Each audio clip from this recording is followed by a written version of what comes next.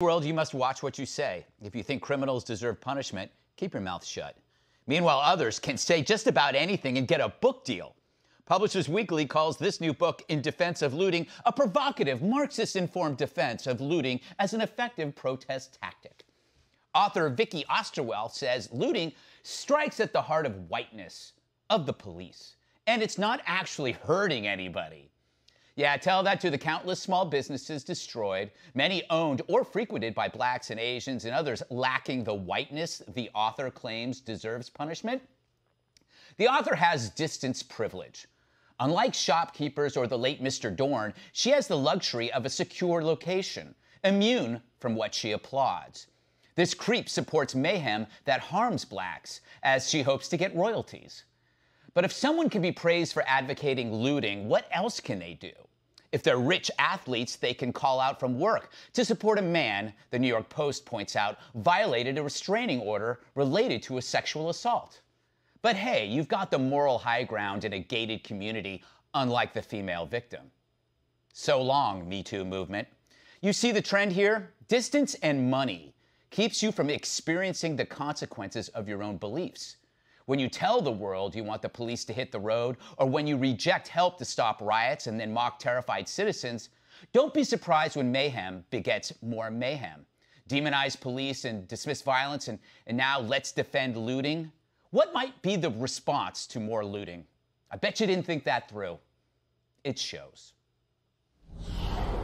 All right, Dana, should anyone actually pay for this book, or should they just take it? Well, while you were talking, I was thinking about how this past January, do you remember that the entire publishing industry and the left and Hollywood, and even, well, except for Oprah, everyone canceled Janine Cummings, who was the author of American Dirt, which is a novel about immigration and a mother trying to bring her child to America, very sympathetic to immigrants trying to come into America, and they canceled her entire book tour because she was not Latina enough. And James Freeman of the Wall Street Journal had a great point today. He said, where is cancel culture when we really need it? This book should have been canceled, not that one.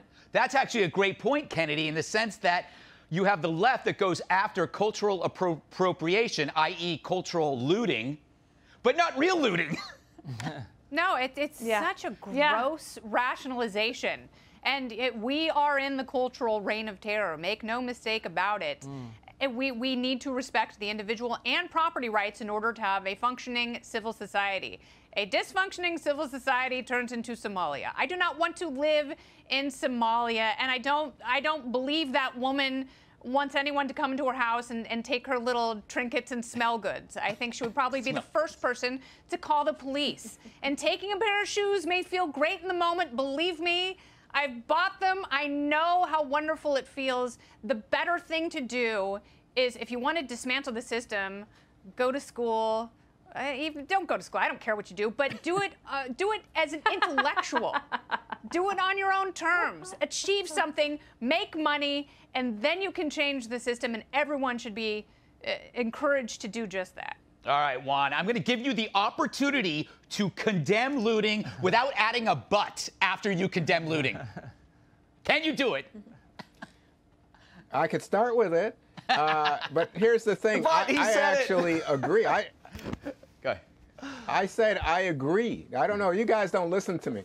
But anyway, I agree. I think this is a nutty, crazy thesis. Obviously, it got her a book deal, though.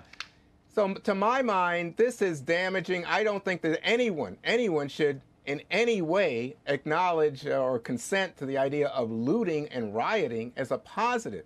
It damages the very cause that Black Lives Matter and social justice advocates are out there working for, and it distracts from the real issue here, which is, you know, police brutality and the like.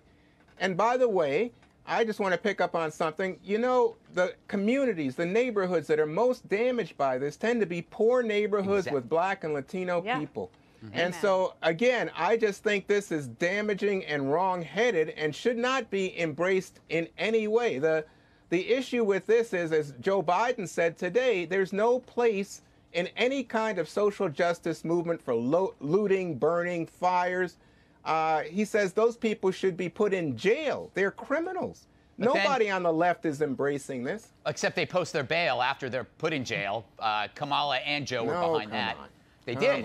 I mean, there we you go. can read. Now, you got the butts. You have a lot of butts. You can read that. Now. No, you. I do have a nice butt. Thank you very much, Juan. All right. Jesse, did you hear that they're introducing a bill that will deny unemployment benefits to looters? How dare they do that? Yeah, how am I going to get my unemployment?